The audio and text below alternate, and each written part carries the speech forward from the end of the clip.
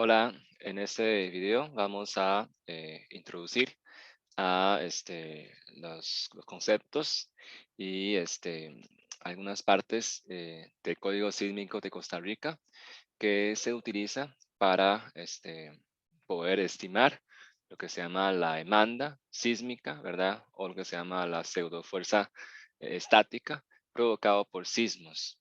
Quizás para introducirnos al tema, ya hemos estudiado, ¿verdad? El caso de vibraciones tercera base, ¿verdad? Que se expresa mediante la transmisibilidad TR, por lo que en un ejercicio vimos que podemos encontrar, por ejemplo, la razón TR, ¿verdad? Entre la aceleración de la masa, la aceleración absoluta de la masa, entre la aceleración del suelo, denotado por U2 puntos G, ¿verdad? G es ground en inglés, que representa suelo. Esa razón es dado por TR y sabemos que TR es para sinusoidales, ¿verdad? Es para por ejemplo, eh, perdón, la aceleración del suelo también tiene un subcero, o sea, UG sub 0, U sub G 0, ¿verdad? Es una amplitud y sabemos de que TR es aplicable únicamente cuando el movimiento del suelo, ¿verdad? Es un sinusoidal que podemos representarlo con exponencial complejo, ¿verdad? Ese es el caso TR, o sea, TR es ese factor de amplificación o que se llama transmisibilidad, cuán transmisible, ¿verdad? Es la aceleración del suelo, ¿verdad? Y cómo se amplifica, o sea, cuán transmisible si se amplifica o se disminuye esta aceleración del suelo, ¿verdad? Esta amplitud de la aceleración sinusoidal del suelo hasta la masa, ¿verdad? Hasta el grado de libertad, que es representado su aceleración por este U sub 0,2 puntos, ¿verdad? Entonces, transmisibilidad es para movimientos sinusoidales y ya hemos introducido en un video anterior sobre el concepto de espectro de respuesta, ¿verdad? Que es he utilizado para, como hemos comentado, ¿verdad? Para diferentes sismos y es un espectro donde puedo obtener, ¿verdad? La respuesta, o mejor dicho, este, um, la amplificación, ¿verdad? De del sismo a través del sistema de un grado de libertad. Entonces, podemos hablar del espectro, por ejemplo, de aceleración, ¿verdad? Que se llama SA contra el periodo natural, ¿verdad? Entonces, este espectro de respuesta de gracia, como comentamos, es para un sismo en específico, ¿verdad? O sea, sismo. Ahora damos paso, ¿verdad? Ya que TR es solamente para sinusoidales. ¿Qué pasa con el sismo? Entonces, sismo, ¿cómo puedo yo obtener algo similar al TR, ¿verdad? O sea, ¿cómo puedo obtener algo similar al TR, donde si yo despejo, ¿verdad? En una forma más clara, ¿verdad? Este, ese TR lo que hace es, quizá voy a escribir aquí arriba, ¿verdad? Yo puedo obtener la aceleración, ¿verdad? De la masa y esa aceleración de la masa por la masa misma es lo que se llama la fuerza pseudoestática, ¿verdad? Pseudoestática. O la fuerza inercial, ¿verdad? Efectiva, sísmica, que actúa en el grado de libertad debido a, en ese caso de TR es una aceleración sinusoidal en la base. Entonces, ¿cómo amplifica esa amplitud de aceleración sinusoidal en la base? A través del sistema dinámico es dado por TR y por M, ¿verdad? Por la masa, entonces me da la fuerza inercial, la fuerza sísmica, ¿verdad? Pseudoestática que actúa en el sistema. Eso es para sinusoidales. En el caso de sismos, la idea, ¿verdad? De ver código sísmico y por supuesto tiene su planteamiento, ¿verdad? Es cómo yo puedo hallar algo similar, ¿verdad? O sea, algo similar a TR, que es una función, digamos, o sea, TR es una función polinomial, ¿verdad? Una función este, eh, matemática en forma cerrada que permite determinar cómo es que varía, ¿verdad? Cómo amplifica, cómo disminuye la amplitud de aceleración de la masa, ¿verdad? Dependiendo de razón de amortiguamiento y de la frecuencia, ¿verdad? Ya que son sinusoidales. En el caso de sismos, como no se puede hablar de alguna frecuencia específica, ya que es un movimiento aleatorio en la base. Entonces, lo que se hizo, ¿verdad? Para un sismo específico, como ya comentamos anteriormente, es ir variando, ¿verdad?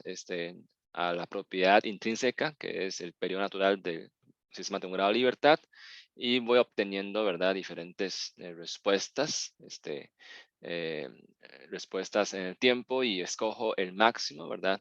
De la historia, de respuesta en el tiempo, para cada periodo, ¿verdad? Para cada periodo natural que evalúo. Entonces formo lo que se llama un espectro de respuesta elástica, ¿verdad? Y que los espectros no tienen una apariencia como tan bonita, y como tampoco es que en un país de Costa Rica solo actúa un sismo o solo hay una fuente sísmica, sino que hay diversas fuentes sísmicas, también propiedades del suelo, ¿verdad? En su paso. Por lo tanto, un compendio, ¿verdad? Mediante mucho criterio estadístico de muchos sismos, ¿verdad?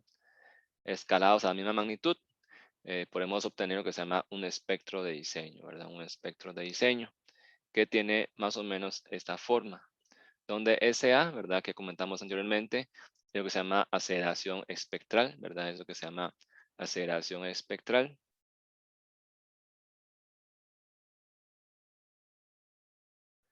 que es para un sismo de una magnitud dada, ¿verdad? Cómo esa aceleración, ¿verdad? Generalmente se toma la aceleración pico de un sismo, como esa aceleración de pico de un sismo, ¿verdad? Podemos hablar, ¿verdad? De, digamos, el sismo es una historia de movimientos aleatorios de la base, ¿verdad? Esto es aceleración del suelo en el tiempo, ese es el tiempo, pero hay un pico, ¿verdad? Hay una aceleración pico que puede ser positivo o negativo, pero hay una magnitud que es esa aceleración máxima, ¿verdad?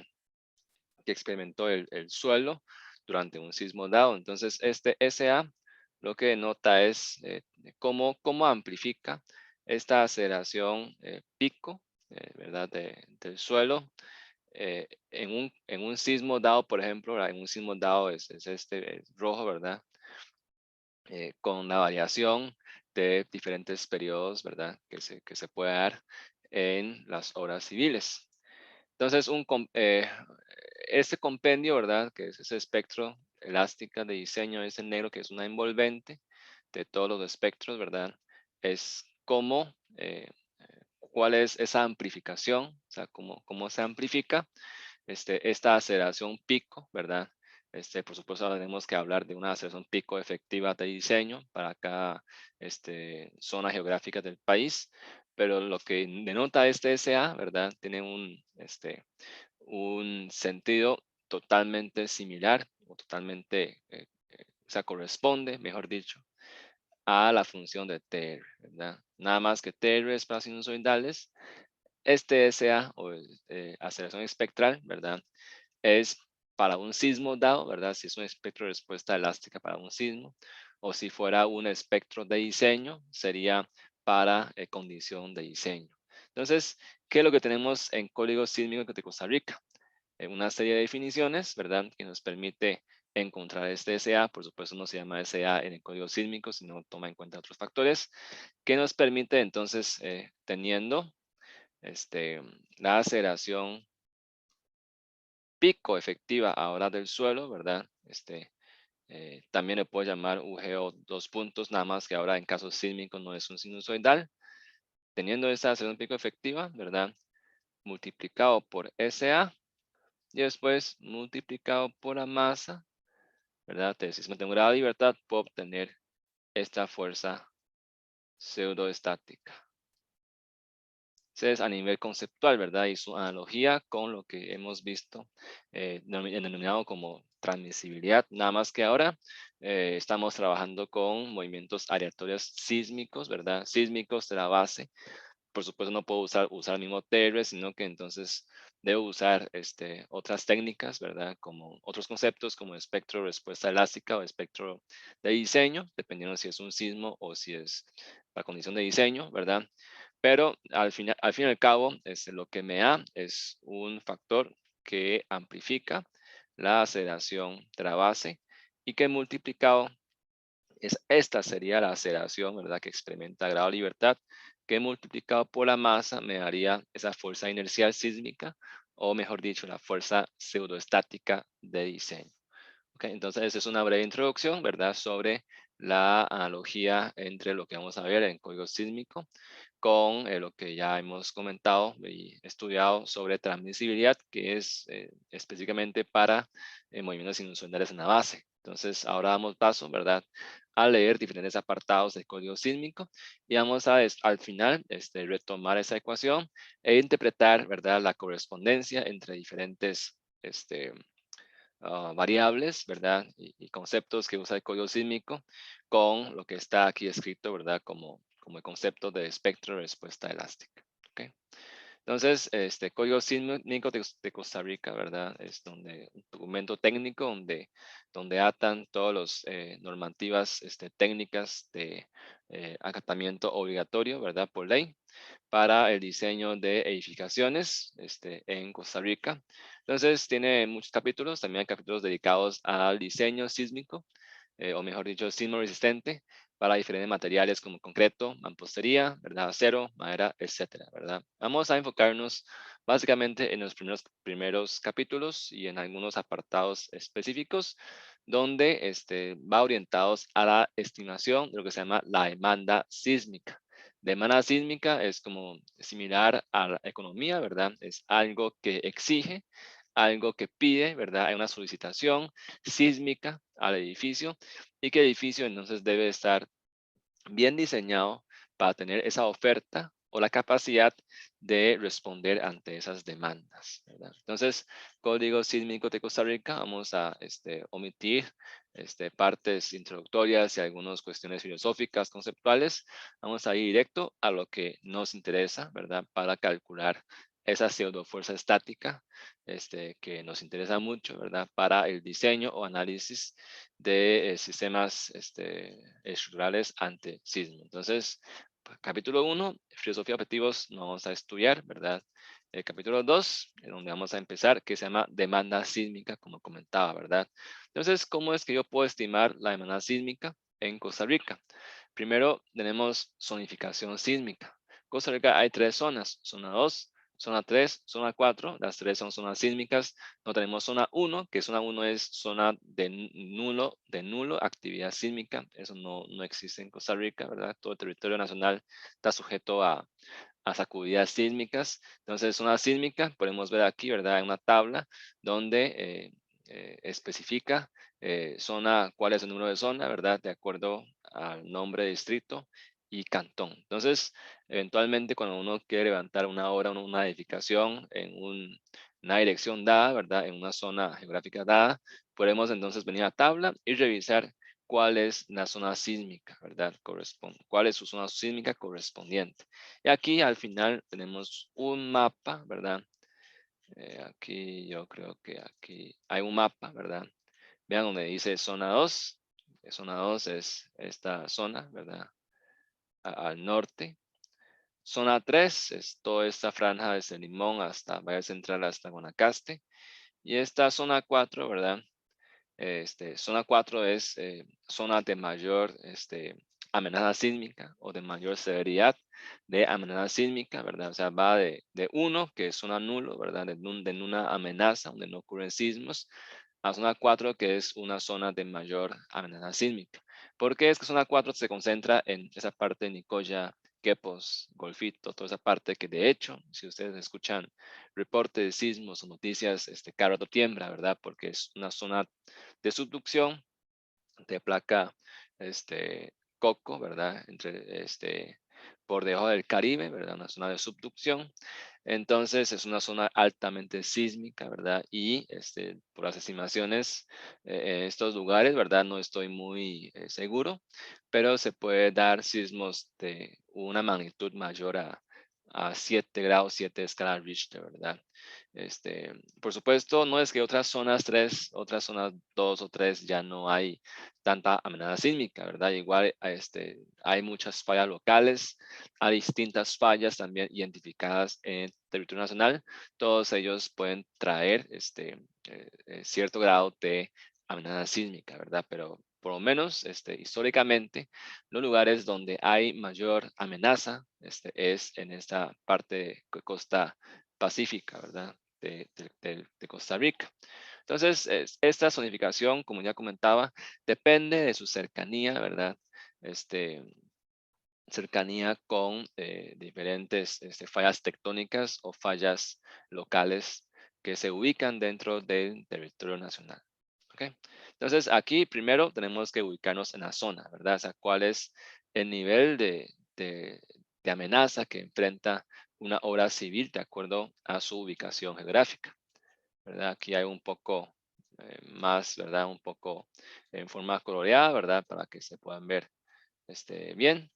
Aquí hay una parte que es zona cero, ¿verdad? Interesante, que en donde no existe esa amenaza sísmica.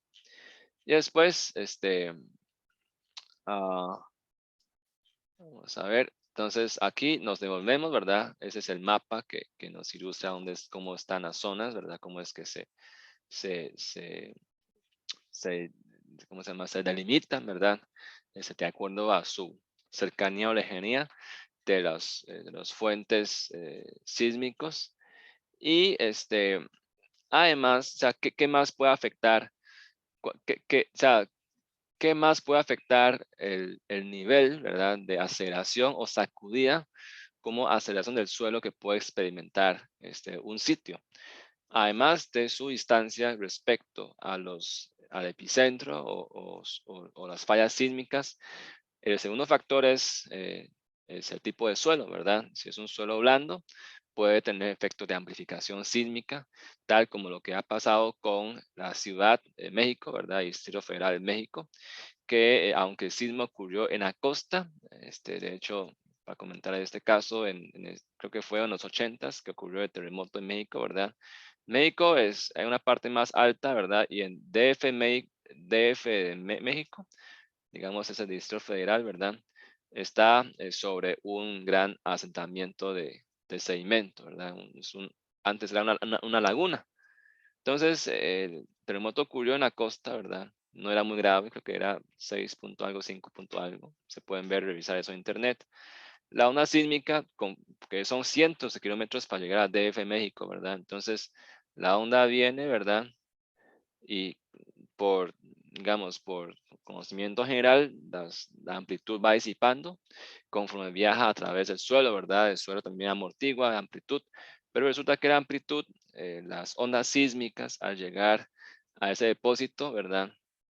De sedimentos finos, parece como o sea, es como una gelatina, ¿verdad? Que es muy suave, además es confinado por bordes rígidos. Entonces esa onda sísmica, ¿verdad? Va y viene, rebota, ¿verdad? Contra esa frontera, donde hay un cambio de densidad, cambio de material. Entonces las ondas sísmicas rebotan y rebotan, ¿verdad? En este depósito y hace que la señal sísmica fuese amplificada muchas veces y causó graves daños en los edificios, especialmente edificios altos, porque este depósito, ¿verdad?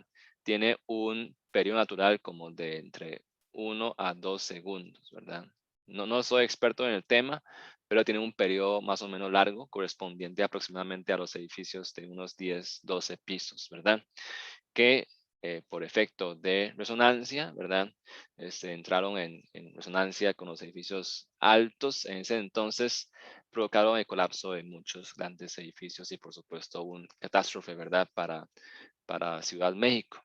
Esto se llama efecto de sitio, ¿verdad? Que si el suelo es blando, tiende a amplificar las ondas sísmicas. En cambio, si es roca, no hace nada, la roca es muy rígida, entonces no amplifica las ondas sísmicas. Entonces, son dos factores, ¿verdad? Que determina la intensidad sísmica, la intensidad de una sacudida sísmica que puede experimentar en un lugar geográfico del país.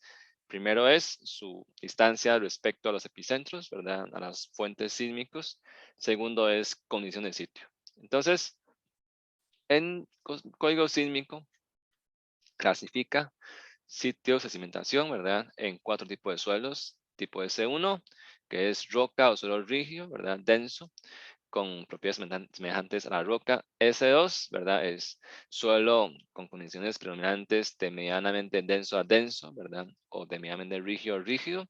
S3 ya es un suelo con 12 hasta 12 metros de arcilla, ¿verdad? Que es un suelo muy fino, de consistencia suave, ¿verdad? A medianamente rígida, con más de 6 metros de suelos no cohesivos de poca o media densidad, suelos no cohesivos como arena, ¿verdad? Por ejemplo. Y ese 4 ya es un estrato, ¿verdad? Un perfil suelo que contenga un estrato de más de 12 metros de arcilla suave, ¿verdad? Es un suelo más suave. De S1, que es más parecido a roca, a S4, que es donde predomina estratos de suelo suave, ¿verdad? Y aquí en estas tablas se puede también correlacionar, ¿verdad? Algunos parámetros geotécnicos, ¿verdad? Eso lo va a ver más adelante, con el tipo de sitio que debe clasificarse, ¿verdad? En cuanto se hiciera alguna perforación geotécnica en ese sitio, ¿verdad? O sea, entonces, de acuerdo a esos parámetros que se obtiene de un ensayo geotécnico en el sitio, se puede saber si el suelo donde se va a levantar la obra es S1, S2, S3 o S4, ¿verdad?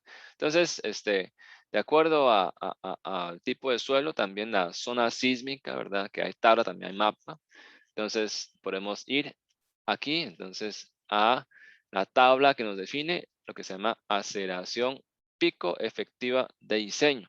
Código sísmico es un código para el diseño, ¿verdad? Entonces, todos los parámetros aquí son parámetros de diseño. Entonces, aceleración pico efectiva no es la aceleración pico, como decía, de un sismo específico, ¿verdad? Si no es un pico efectivo, es una aceleración de diseño, ¿verdad? Que representa como un sismo, como si hubiera un sismo hipotético, ¿verdad? Y que tenga ese sismo una aceleración pico, de una magnitud, de una cierta fracción de gravedad efectiva, ¿verdad? Efectiva para el diseño. Entonces, esta aceleración pico efectiva de diseño, ¿verdad? Aunque no es una aceleración pico real, en realidad es correspondiente a lo que hemos llamado el UG sub 0 2 puntos, en el caso, ¿verdad? De ondas sinusoidales en la base, ¿verdad? Que multiplicado por TR obtenemos la aceleración absoluta de la masa. En ese caso no es sinusoidal, sino es sísmico. Entonces tenemos aquí una aceleración pico efectiva de diseño, ¿verdad? Que le podemos llamar como A efectivo y que corresponde al sentido, significado, digamos, de UG sub 0 2 puntos para el caso de sinusoidales, ¿verdad? Entonces, esta aceleración pico efectiva de diseño está en función de tipo de sitio, tipo de sitio, ¿verdad? Tipo de suelo, también zonificación sísmica.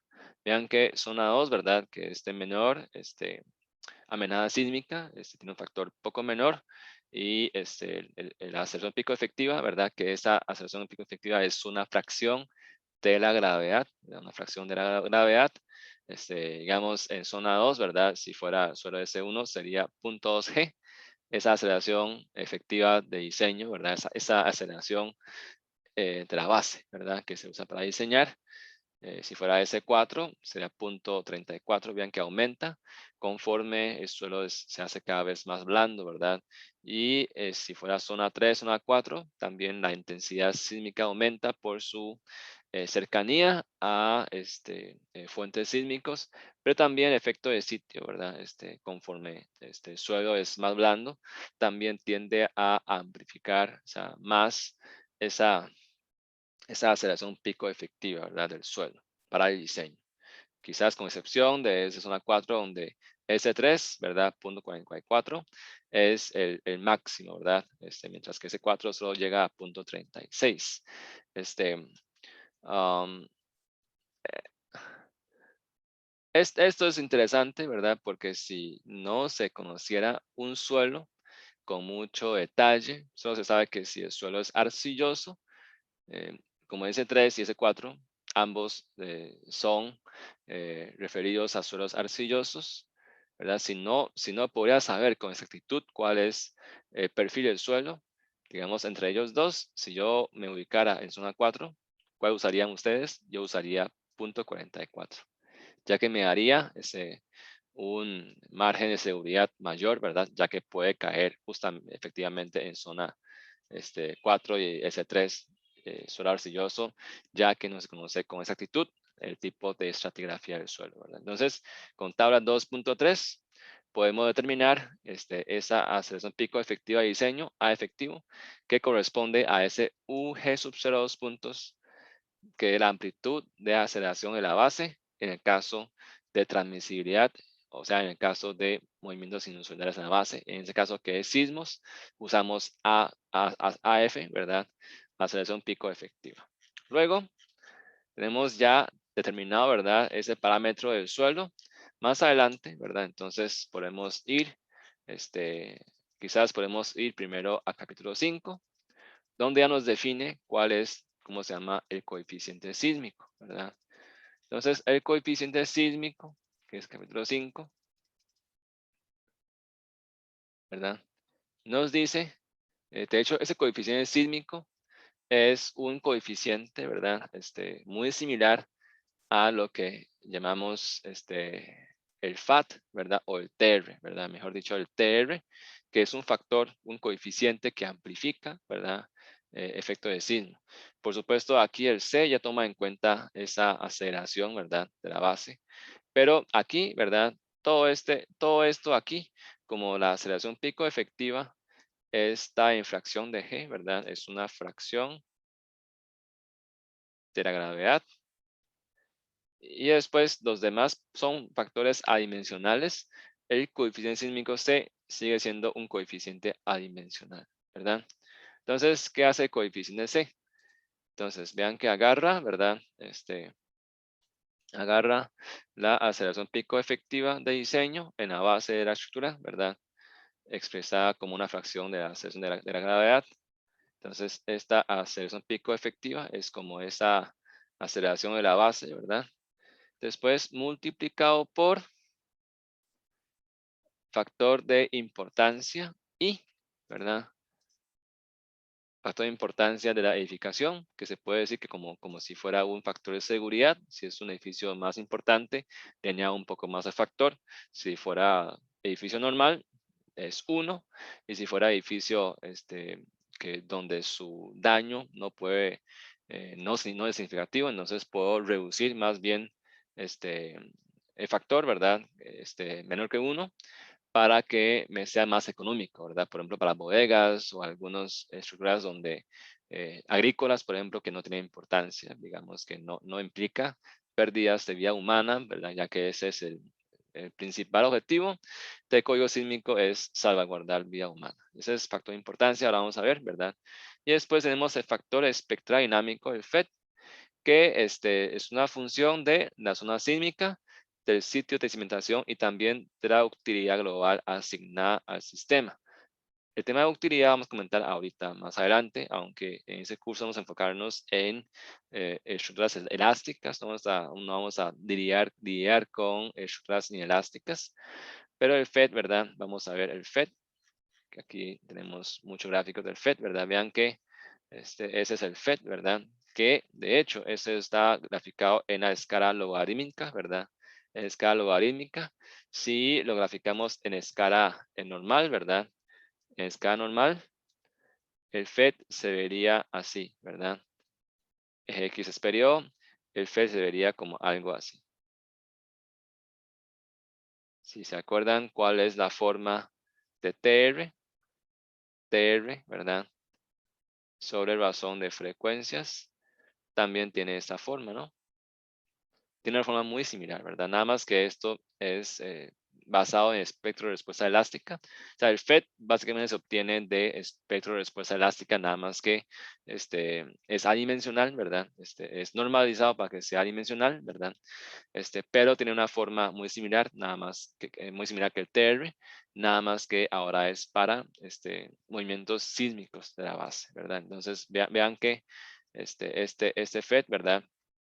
Tiene esta forma y eje X es el periodo, también en escala logarítmica, ¿verdad? Entonces aquí es 0.01, 0.02, 0.03, ahí va, 0.1, 0.2, 0.3, 0.4, hasta 1, 2, 3, 4, hasta 10 segundos, ¿verdad? Entonces, son espectros. Todo esto son para un amortiguamiento de 5%, o sea, para estructuras de concreto, ¿verdad?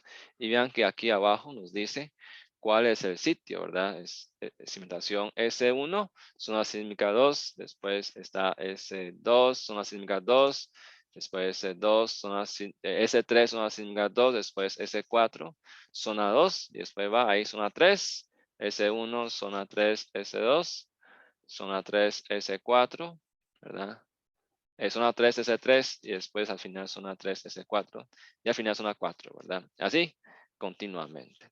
Para todas las zonas y todos los tipos de suelos, ¿verdad? Que existe.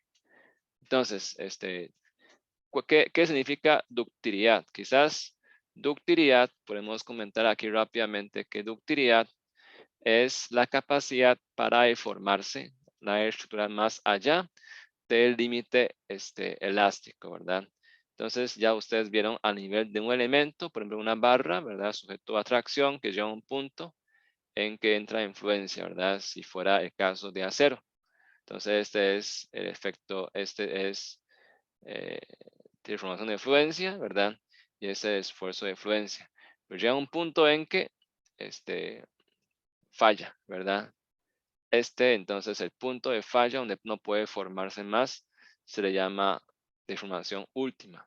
Y vean que el concepto es que como sismo severo, ¿verdad? No ocurre todos los días, es esporádico, puede ser que en toda una vida útil, 50 años de un edificio, no encuentran ni siquiera un sismo, digamos, severo, ¿verdad?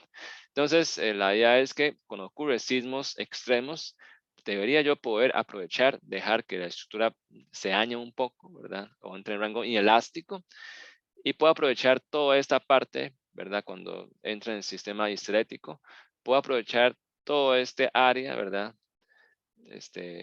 Para disipar energía. Eso es a nivel de elemento, ¿verdad? Si fuera a nivel de un edificio, igual. Yo puedo graficar, digamos, si fuera un edificio, ¿verdad? Puedo tener la fuerza sísmica actuando, P, ¿verdad? Con su variación. Y voy aumentando la fuerza P y voy graficando la magnitud de la fuerza contra la deformación del techo, por ejemplo. Si grafico fuerza contra el techo, ¿verdad? También uno puede obtener una curva más o menos no lineal, ¿verdad? Llega un punto también, colapsa. O sea, entonces, a nivel global, ¿verdad? A nivel de un edificio, igual.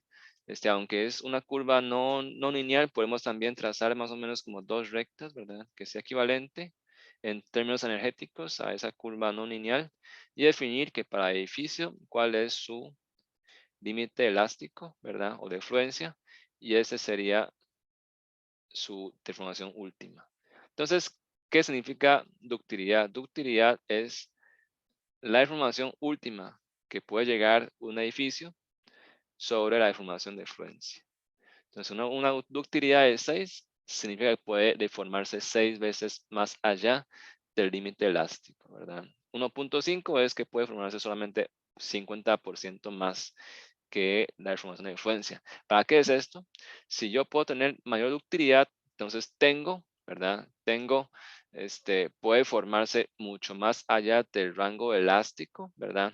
Entonces puedo aprovechar toda esa capacidad, toda esa área, ¿verdad? El área en un gráfico de fuerza contra deformación o de desplazamiento es el trabajo, ¿verdad? Es la energía que puede disipar el sistema estructural. Entonces, si tengo una utilidad muy alta, significa que tengo mucha capacidad para disipar energía en el rango inelástico. Por ende, ¿verdad? Puedo aprovechar eso y bajar mucho ese efecto o ese factor espectrodinámico, ¿verdad? FED significa factor espectrodinámico.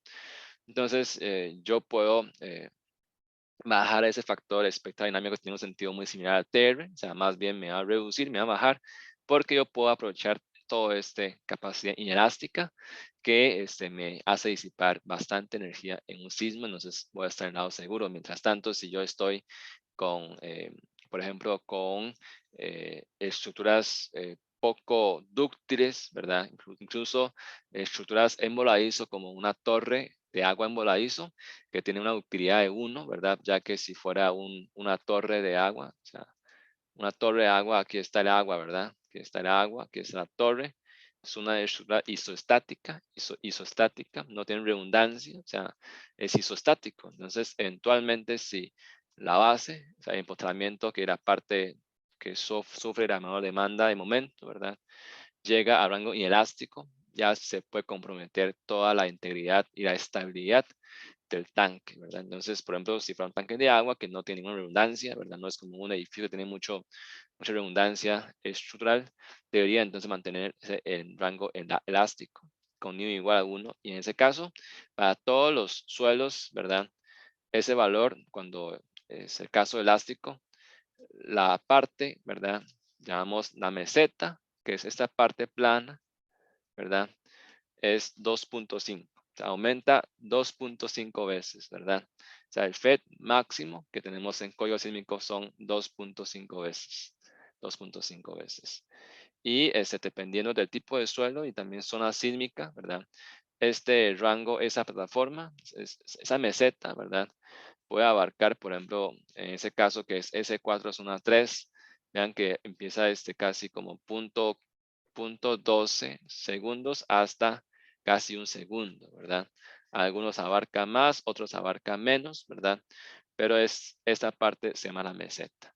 Entonces, este es el sentido, digamos, son los gráficos del FED, ¿verdad? Y significado de la ductilidad, que es para aprovechar esa capacidad inelástica de formarse. Entonces, puede aprovechar el trabajo, ¿verdad? La capacidad de disipar energía que tiene para contrarrestar la energía sísmica.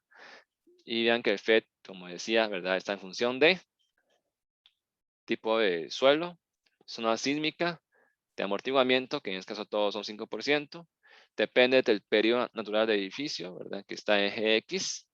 Y también depende de la utilidad que se obtiene, ¿verdad? De qué depende la utilidad, vamos a comentar más adelante, rápidamente también, ¿verdad? Ese es el FED. Y también tenemos un factor para calcular coeficiente sísmico que se llama sobreresistencia. La sobreresistencia, ¿verdad? Está definido, ¿verdad? En el artículo 3.3. Entonces aquí ya nos dice, si usamos métodos de análisis estático, de hecho, esa fuerza pseudoestática que queremos encontrar para diseño se llama método de análisis estático, ¿verdad? Entonces, por supuesto, sobreresistencia es para tomar en cuenta esa sobreresistencia, como dice su nombre, que tienen los materiales cuando se diseña, ¿verdad? Y también de la configuración estructural que tiene siempre un poco más de resistencia que lo que se plasmó en los planos, ¿verdad? Cuando se construyen, se usa un poco más de resistencia, etcétera, ¿verdad? Hay una resistencia. Entonces, cuando son estructuras tipo marco, dual y muro, es igual a 2. Y si fuera estructuras tipo voladizo y otros, ¿verdad? Es 1.2. ¿Cuáles son estructuras en voladizo? Como un tanque elevado de agua, ¿verdad? Vean que es un voladizo. Un tanque elevado de agua es un voladizo, sencillamente. ¿Qué son estructuras marco, dual y muro? Vamos a ver eso ahorita, ¿verdad? Ahorita. Entonces, encontrado estos parámetros, igual ahora vamos a volvernos a ver cómo se define el factor de importancia, ¿verdad? Entonces, vean que qué es este C. Ese A efectivo, ¿verdad? Calza con lo que es UG sub 2 puntos. Y ISR esencialmente son parte de factores de seguridad o factores que permiten tomar toda esa reserva de energía, toda esa reserva de capacidad que tiene el sistema, ¿verdad? Y explotar al máximo en un sismo severo. Este FED, entonces, tiene ya mucho que ver con lo que llamamos como SA, ¿verdad? Nada más que SA tiene unidad de aceleración. O también tiene mucho que ver con la transmisibilidad, ¿verdad? Que ese sí es adimensional. Ahora al final vamos a ya encontrar esa relación. Entonces, una vez encontrado el coeficiente sísmico, ¿qué procede? Vamos a entonces al capítulo 7, ¿verdad? Capítulo 7. Capítulo 6 es sobre diferentes tablas para las cargas, ¿verdad? Cargas vivas, cargas muertas en diferentes tipos de edificaciones y también los factores de participación y de combinación de cargas, ¿verdad? Entonces eso lo van a ver más adelante en otros cursos de diseño. Lo que nos interesa en ese curso ahora es aplicar, ¿verdad? Lo que conocemos de la dinámica de estructuras para encontrar esa fuerza pseudoestática de diseño que corresponde al capítulo 7, a la parte específicamente de 7.4 el método estático, ¿verdad? Entonces, aquí hay un poco de generalidades, ¿verdad? Pero vamos a lo nuestro, que es el método estático, porque lo que buscamos era la fuerza pseudoestática. Entonces, método estático es tratar de encontrar esa fuerza estática que actúa en el edificio, ¿verdad? Entonces, aquí vamos a usar 7.4.3, cortante en la base, ¿verdad? Vean que aquí, para análisis de edificios, ¿verdad? La fuerza sísmica horizontal total que experimenta el edificio, sería conocido como la cortante en la base V, que equivale a C por W. W es el peso total de la edificación, incluyendo todos los entrepisos y todas las columnas. Es el peso total, ¿verdad? De todos los niveles. C es el coeficiente sísmico y V es cortante en la base, o que equivale a la sumatoria de todas las fuerzas sísmicas horizontales en cada dirección ortogonal, porque un edificio puede tener, un edificio siempre tiene dos, bueno, son edificios tridimensionales, ¿verdad? Entonces, ¿qué significa V igual a C por W? En realidad, en lo que ya hemos hablado, ¿verdad? C es A efectivo por I por FET entre SR. Que vamos a entonces V, ¿verdad? Dependiendo si es un grado de libertad o si son múltiples grados de libertad. Si fuera un grado de libertad, ¿verdad? Sencillamente aquí actuaría la fuerza sísmica o la fuerza pseudoestática. Y aquí estaría la cortante en la base, que equilibra esa fuerza sísmica, ¿verdad? En el caso de edificios o sistemas de múltiple grado de libertad, tendría entonces para cada piso, una fuerza sísmica, ¿verdad? Que actúa en cada, donde se concentra mayor masa, ¿verdad? Finalmente esa distribución de fuerza es un triángulo invertido. Vamos a ver por qué. Entonces aquí tenemos F, por ejemplo, F a la 4, F3, F2, F1.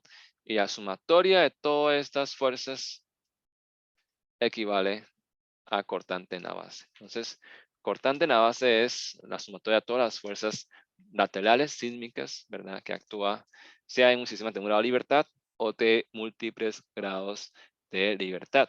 Entonces, ¿cómo se calcula esa cortante, ¿verdad? De la base o la fuerza total sísmica lateral? Sencillamente es el coeficiente sísmico C por el peso. Entonces, vamos a separar los coeficientes de esta forma. Tenemos que la cortante basal, que equivale a la fuerza pseudoestática, ¿verdad? Sencillamente es igual. Primero, los factores de seguridad voy a poner afuera, que es I entre SR. Estos sencillamente son factores, ¿verdad? De diseño, de seguridad, o para sacar máximo provecho, ¿verdad?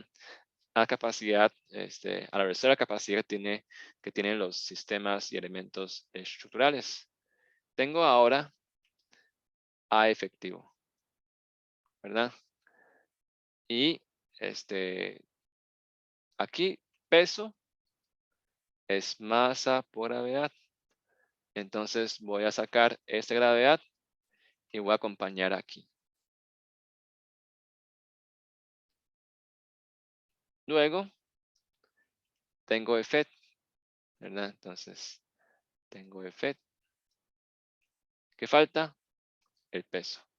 Pero el peso ya lo separé en masa por gravedad. Gravedad está aquí. Lo que falta es la masa. Entonces, Viendo esto, ¿verdad? Lo que estoy, digamos, eh, o sea, lo que expresa el código sísmico con los conceptos que ya hemos adquirido, por ejemplo, de transmisibilidad, ¿verdad? O también de espectro, aceleración espectral, tengo un espectro de respuesta elástica o de diseño. Vamos a ver las concordancias o las equivalencias. Este es un factor de seguridad, comentamos, ¿verdad? Un factor o que saca al máximo provecho la reserva de capacidad que tiene. Vean que aquí esta aceleración efectiva por gravedad esencialmente equivale a ese UG sub 0,2 puntos en el caso de TR, ¿verdad? ¿Cuál sería equivalencia en TR? Sería este FET, ¿verdad? Este FET, ya que UG sub 0,2 puntos, la amplitud de aceleración sinusoidal de la base por TR por la masa, ya, por la masa, ¿qué obtengo yo? Obtengo yo la masa por aceleración de la masa, que es exactamente esa fuerza pseudoestática, nada más que es debido a movimientos sinusoidales en la base. Aquí, en caso de código sísmico, de hecho, tiene esa estructura totalmente idéntica, nada más que usa parámetros que se obtiene este, de movimientos aleatorios, bueno, movimientos sísmicos, ¿verdad? La base. Vean que es igual, tiene unidad de aceleración. El FED es un factor espectral dinámico, es un factor de amplificación dinámica. También puede disminuir amplitud dependiendo del periodo, ¿verdad? Del edificio. Y sencillamente por la masa que me da la fuerza sísmica, ¿verdad?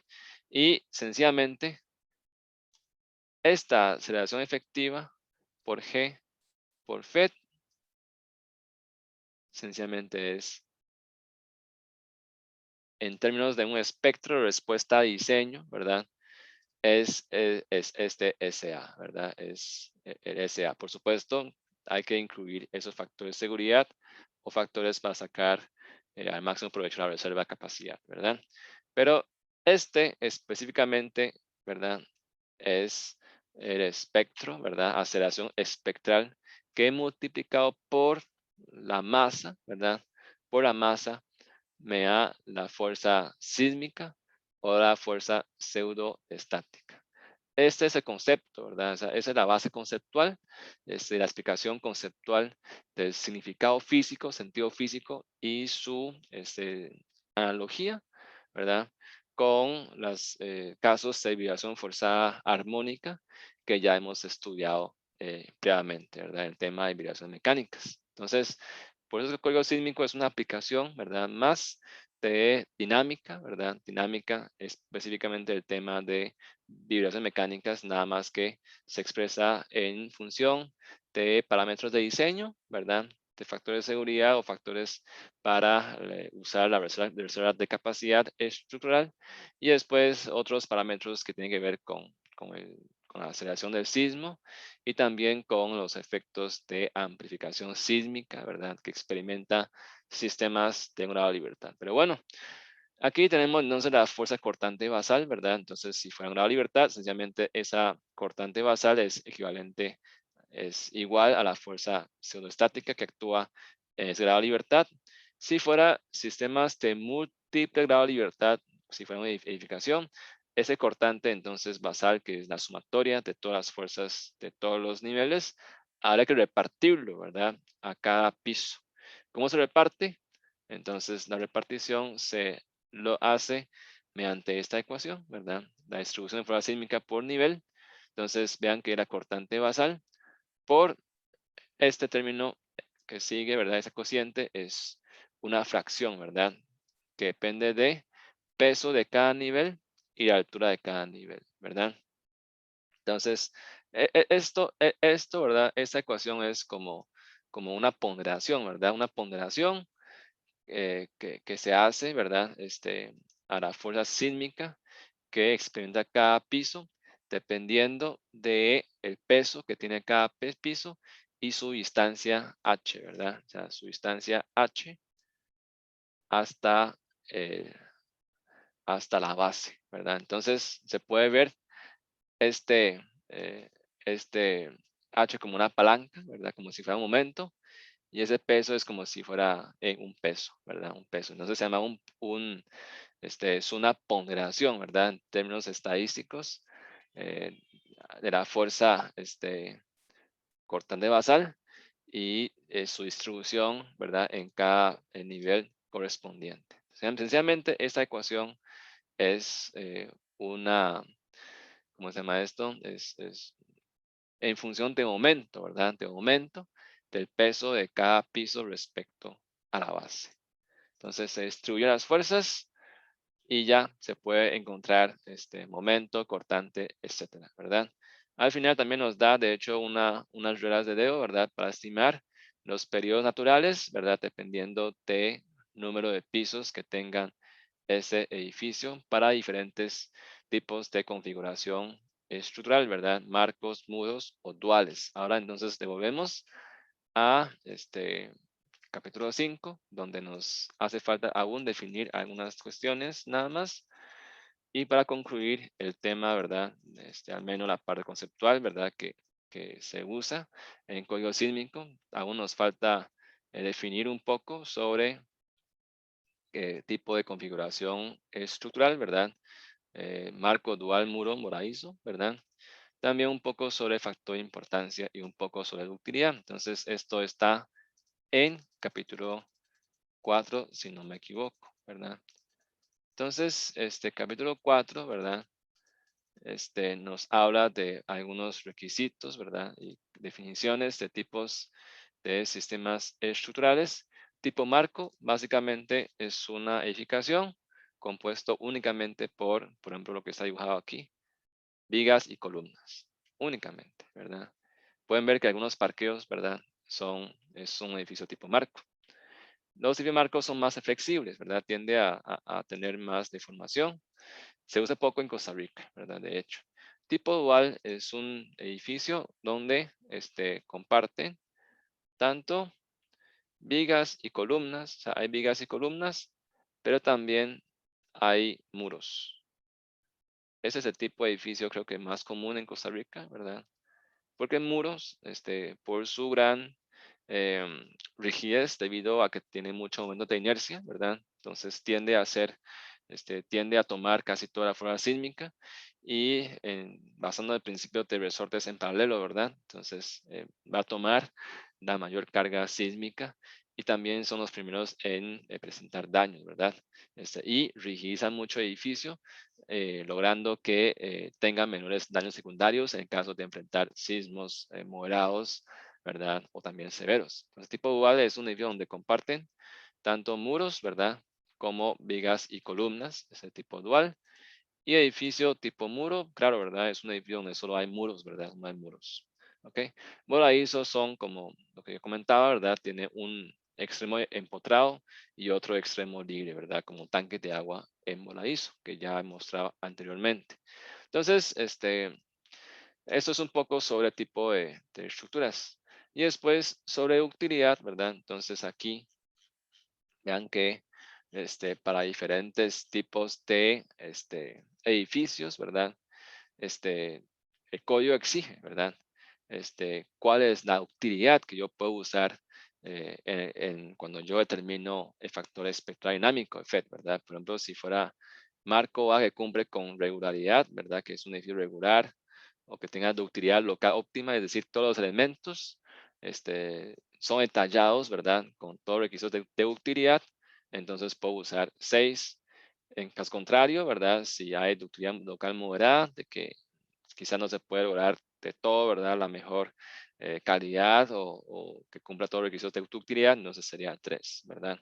Si fuera otro marcos que hay irregularidad, ¿verdad? Entonces se penaliza aún más, ¿verdad? Si fuera sistema tipo dual, que de hecho no puede formarse tanto como los de marco, vean que el mejor caso sería 4 y ahí va para abajo, ¿verdad? Para distintos casos. Y si fuera muro, tiene menos ductilidad, en el mejor caso tiene 3 y llega hasta inclusive 1.5, ¿verdad? Y si fuera voladizo, ¿verdad? Vean que es 1.5 si fuera muy bien detallado, pero los demás casos es 1, ¿verdad? Por supuesto, si yo fuera ingeniero civil, yo no podría confiarme tanto, ¿verdad? De que todo lo que se construye o todos los trabajos son perfectos. Entonces, yo al menos dudaría de que la calidad constructiva pueda lograr la utilidad local óptima. Yo quizás preferiría usar ductilidad local moderada para tener un poco más de margen de seguridad en mi diseño, ¿verdad? Pero bueno, el código sí lo permite, ¿verdad? Si puede garantizarlo, entonces puede asignar una ductilidad mayor y poder bajar un poco más la demanda sísmica, ¿verdad? Esos son otros, ¿verdad? Y al final, ¿verdad? Un poco, último, ¿verdad? Una parte sobre factor de importancia. Está, creo que a inicio del capítulo 4, ¿verdad? Entonces, factores de importancia, que es el factor de seguridad. Vean que aquí, ¿verdad? Está 4.1. Clasificación de edificación según su importancia. Aquí empieza, ¿verdad? Entonces, si fuera edificaciones esenciales, ¿verdad? Como por ejemplo, estaciones de bomberos, policías, ¿verdad? Donde se usan de refugios, terminales aeroportuarias de control aéreo, edificaciones de telecomunicaciones, ¿verdad? Y también, por ejemplo, tanques de almacenamiento de agua, que son estructuras esenciales que no pueden colapsar, o sea, no pueden sufrir ningún desperfecto, no pueden sufrir ningún fallo funcional después de un evento sísmico. Vean que tiene un factor de importancia de 1.25, ¿verdad? Tienen un factor de importancia, un factor de seguridad un poco más porque son edificaciones esenciales que no pueden dejar de funcionar aún enfrentando un sismo extremo, ¿verdad? Después hay un tipo B, que son edificaciones riesgosas, donde almacenan, por ejemplo, sustancias tóxicas o explosivas. Igual no pueden tener ningún desperfecto, por lo tanto, tienen un factor de importancia también de 1.25, ¿verdad? Y si fuera ya edificaciones de ocupación normal, ¿verdad? Por ejemplo, de centros educativos, edificios de salud, ¿verdad? Estaciones de generación de energía, algunos que está aquí especificado, ¿verdad? Este, uno, ¿verdad? No tiene que ser tanto como estos dos esenciales y riesgosas. Y también si es de ocupación, bueno, perdón, aquí es especial y normal, ¿verdad? Como las obras de casas de habitación, oficinas, comercio, industrias o cualquier edificación, ¿verdad? Que no se especificó en A, B, C o E. Factor de importancia es 1. Y por último, si fuera edificaciones misceláneas, ¿verdad? Como de construcción agrícola, edificios bajo ocupación, algunos tapias, ¿verdad? Algunas cuestiones ornamentales, decoración, ¿verdad? Que son provisionales, no importantes, ¿verdad? Entonces puede tener un factor menor de 0.75, ¿verdad? También puedo reducir un poco la fuerza sísmica de diseño. Entonces, esto aquí se encuentra. Entonces, esos factores que dependiendo entonces del problema y del tipo de edificación, entonces debo leer su valor correspondiente para entonces al final calcular el coeficiente sísmico, ¿verdad? Que está en capítulo 5 y después multiplicado por el peso, la total de la edificación, obtengo la cortante basal y mediante una ponderación, ¿verdad? Basándose en momento de los pesos de los niveles, puedo distribuirlo en diferentes niveles esa fuerza sísmica total, si fuera un caso de sistemas de múltiples grados de libertad. Entonces, esto sería, ¿verdad? Todo sobre la parte de código sísmico de Costa Rica, ¿verdad? Específicamente en la estimación de la demanda sísmica, con base en los conceptos que vimos de dinámica, ¿verdad? Como una aplicación directa, ¿verdad? De dinámica del tema 5, vibraciones mecánicas, específicamente en el estudio de vibraciones de la base, para el diseño y análisis de edificaciones, ¿verdad? En Costa Rica. Entonces, eso sería. Muchas gracias por su atención y que tengan ustedes un lindo día.